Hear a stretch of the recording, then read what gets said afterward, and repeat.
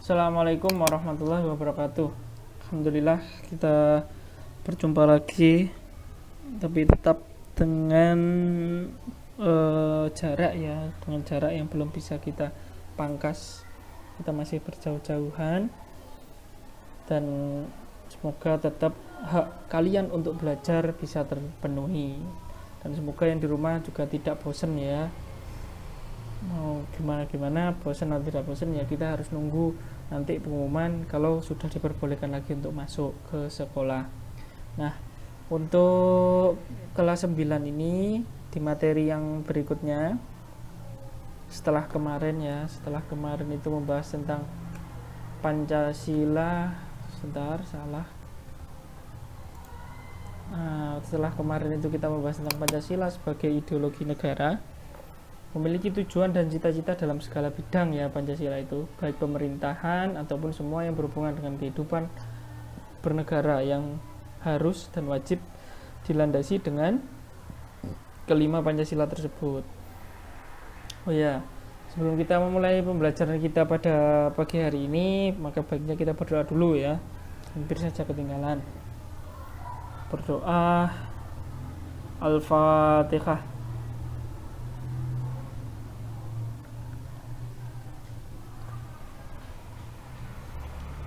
Selesai.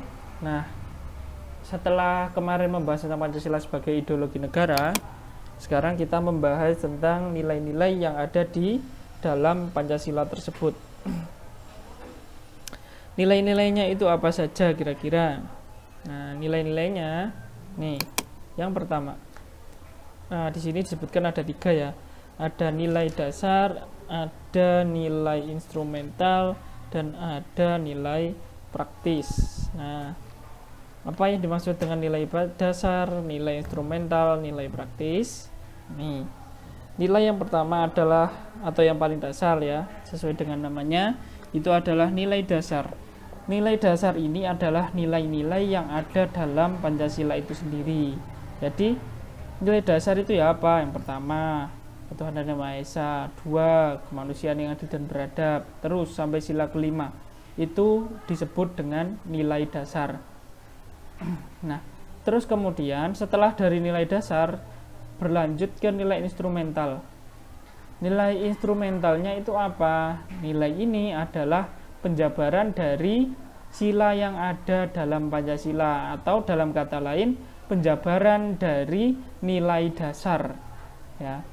Seperti ada UUD 1945, kemudian ada TAP MPR atau ketetapan Majelis Permusyawaratan Rakyat, dan peraturan-peraturan lainnya, termasuk seperti kalian pasti pernah dengar toh, peraturan daerah, kemudian pernah dengar lagi peraturan desa. Nah, itu juga termasuk di dalam nilai instrumental, karena undang-undang, TAP MPR, peraturan daerah, dan peraturan yang lainnya itu adalah penjabaran dari Pancasila. Jadi Pancasila itu diibaratkan masih sekedar sebuah kata gitu ya, sebuah kata tanpa belum ada penjelasan. Seperti yang di sila pertama, ketuhanan yang Maha Esa. Yang dimaksud di situ apa ketuhanan Maha Esa? Nah, jadi warga Indonesia harus mempunyai keyakinan atau mempunyai Tuhan untuk mereka dalam kehidupan beragama. Nah, ketentuan tentang beragama tersebut itu diatur di dalam UUD. Nah, itu dia yang dimaksud dari penjabaran nilai-nilai dalam Pancasila. Nah, terus kemudian setelah dari nilai instrumental lanjut lagi ke nilai praktis. Nah, nilai praktis ini adalah nilai yang kita terapkan dalam kehidupan sehari-hari. Jadi, ketiga nilai ini mereka itu saling berkaitan antara satu sama lainnya. Jadi nilai dasar, nilai Pancasila itu sendiri, kemudian turun menjadi nilai instrumental, yaitu nilai UUD, kemudian TAP MPR, dan lain sebagainya. Kemudian turun lagi ke nilai praktis yang kita terapkan sehari-hari. Makanya kenapa kayak ada mungkin ya, ada tilang. Terus kenapa ditilang? Karena ini tidak membawa SIM atau tidak membawa STNK. Nah, itu peraturannya ada di mana? Ada di nilai instrumental gitu, ada di UUD. Nah, terus kemudian lanjut lagi. Nah, ketiga nilai ini saling berhubungan dan proses ya. 1 nilai dasar, 2 nilai instrumental, dan 3 adalah nilai praktis. Insya Allah mudah untuk dipahami kalau ketiga nilai ini. Nah, terus kemudian lanjut ke struktur Pancasila sebagai ideologi terbuka. Kemarin kita sudah sepakati bahwa Pancasila itu adalah sebuah ideologi terbuka karena Pancasila itu bisa fleksibel, dia dengan zaman, bisa zamannya berubah, dia tidak berubah tapi dia mampu menyesuaikan. Nah, makanya dia termasuk menjadi ideologi terbuka. Nah, struktur yang pertama yang bisa kok dianggap sebagai ideologi terbuka juga ada dimensi ideal. Nah, sistematis dan rasionalitas. Sistematis itu apa? Saling terhubung, saling mengisi gitu ya. Sistematis itu saling berhubungan satu sama lain, antara satu sila dengan sila lainnya, itu sistematis. Dan rasionalitas, rasional. Nah, biasanya ekspektasi tidak sesuai dengan rasionalitasnya. Nah, seperti itu. Ini rasionalitas itu berarti sesuai dengan akal, bisa dinalar. Kemudian satu kesatuan yang tidak terpisah, sama ya seperti sistematis tadi. Kemudian lanjut ke dimensi normatif, dimensi yang kedua. Dimensi normatif ini apa? 1. Pancasila itu harus dijabarkan dalam hal normatif.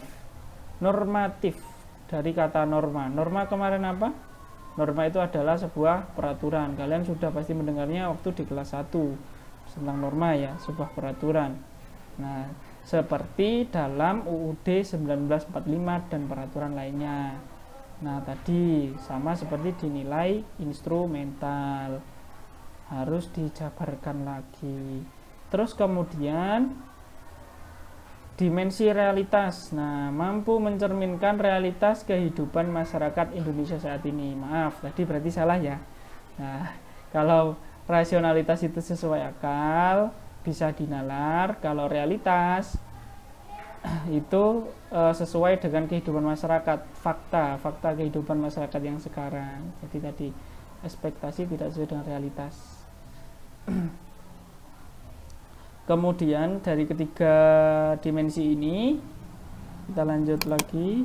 Nah, ini setelah tahu nilainya, setelah tahu dimensi-dimensi struktur dari Pancasila tadi, nah kemudian turun ke perwujudan Pancasila dalam berbagai bidang kehidupan. Di sini saya membaginya menjadi 3 bidang. Yang pertama itu ada di bidang politik dan hukum.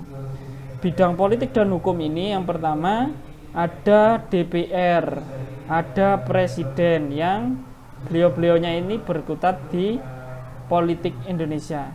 Nah, hukumnya apa? Ketika membuat sebuah kebijakan di Indonesia. Nah, DPR dan presiden ini dua lembaga ini mereka saling bermusyawarah untuk menentukan sebuah kebijakan Indonesia yang baru. Nah, kebijakan apa yang dibuat oleh DPR dan presiden itu ada undang-undang. Nah, ini adalah salah satu bentuk perwujudan Pancasila dalam bidang politik dan hukum. Terus kemudian ada di bidang ekonomi.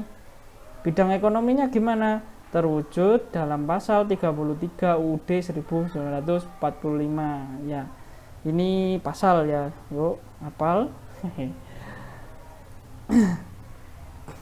Nah, salah satu contoh sebenarnya ada 4 pasal ya, 4 ayat dalam pasal 33, tapi saya ambil satu di sini. Salah satu contohnya itu adalah bumi dan air dikuasai oleh negara dan dipergunakan untuk kemakmuran rakyat sepenuhnya.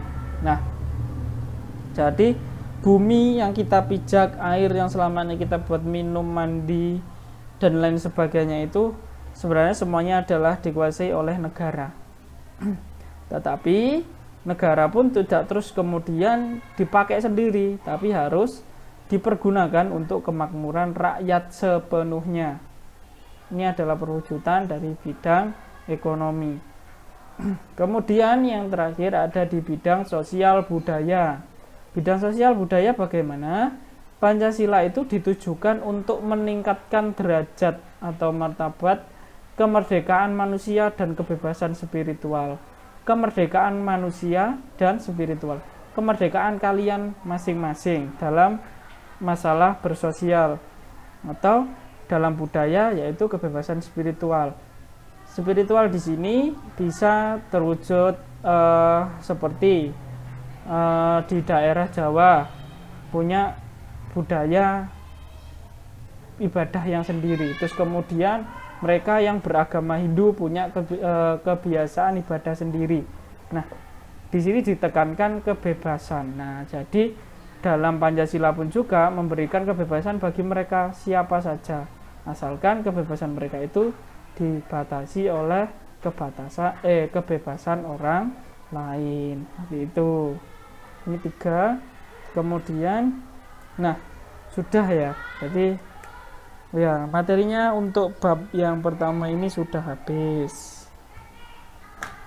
Materinya singkat untuk pertemuan kali ini ya, hanya 1, 2, 3 slide saja. Dan semoga di pertemuan ini bisa memberikan manfaat bagi kalian, bisa menambah wawasan kalian, dan semoga tidak bosan. Tetap semangat belajar meskipun yang ada di rumah, yang ada di pondok juga semangat mulai ngaji lagi. Semoga bermanfaat. Assalamualaikum warahmatullahi wabarakatuh.